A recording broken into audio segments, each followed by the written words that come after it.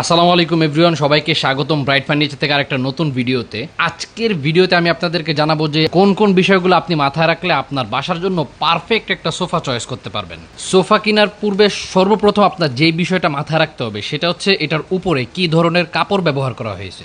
Usually সোফার উপরে হচ্ছে আপনার যে কাপড়গুলো ব্যবহার করা হয় সেটার ধরন থাকে দুই ধরনের, একটা হচ্ছে তুর্কি বেল বাটন আর একটা হচ্ছে বাংলা তুর্কি। যারা হচ্ছে একটু হাই কোয়ালিটির বা প্রিমিয়াম কোয়ালিটির সোফা এবং প্রিমিয়াম কোয়ালিটির কাপড় চাচ্ছেন তারা কিন্তু অবশ্যই সবসময় চেষ্টা করবেন আপনার উপরে যে কাপড়টা ইউজ করা হয় এটা যেন অবশ্যই তুর্কি বেল বাটন, মানে অরিজিনাল যে তুর্কি বেল বাটন কাপড়টা আছে সেই কাপড়টা ইউজ করা হয়। আমাদের এইখানে আমরা যে কাপড়টা ইউজ করছি এটা হচ্ছে তুর্কি বেল বাটন কাপড়, এটা খুব সফট এবং মোলায়ম। আর এটারই আরেকটা ভার্সন আছে যেটাকে বাংলা বলা হয় এবং ওইটা থেকে আপনার র্যাশ প্লাস হচ্ছে আপনার উপরে কালো কালো দাগ হয়ে যায়, ওইটা হচ্ছে আপনার বাংলা যেটা সেইটা। আর এটার ক্ষেত্রে আপনারা কোয়ালিটি অবশ্যই মেনটেন করবেন যাতে আপনার উপরের কাপড়টা যেন তুর্কি বেল বাটন অরিজিনাল তুর্কি বেল বাটন কাপড়টা হয়। এরপরে আপনার সোফাটাকে মজবুত রাখার জন্য ভিতরে কি ধরনের কাঠ ব্যবহার করা হয়েছে, যেমন আমরা এটা নিচে যে কাঠগুলো ব্যবহার করছি এটা হচ্ছে মেহগুনি কাঠ আমরা এখানে ব্যবহার করছি যাতে এটার ওজন এবং এটার যে কোয়ালিটি আছে সেটা যেন ঠিক থাকে। মেহগুনি কাঠটা ইউজ করার রিজন হচ্ছে একটাই,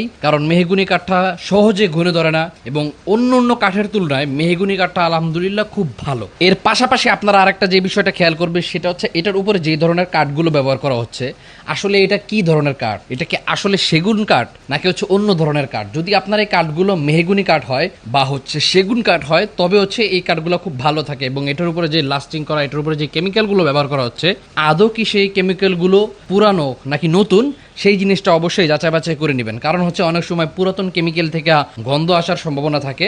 তো অবশ্যই যাচাই বাছাই করে দেন হচ্ছে আপনি আপনার যে শখের যে সোফাটা আছে সেটা কেনার জন্য আগাবেন। এরপর আমি যদি বলি ব্যাক সাইডের বিষয়, ব্যাক সাইডেও সেম একই ধরনের কাপড় আপনারা খেয়াল করবেন যে আপনাদের এখানে তুর্কি বেল বাটন কাপড়টা ইউজ করা হচ্ছে কিনা এবং ভিতরে বাইরে সব দিকে আপনার মেহগুনি কাঠটা দেওয়া হচ্ছে কিনা, অবশ্যই আপনারা এই বিষয়টাও যাচাই বাছাই করবেন।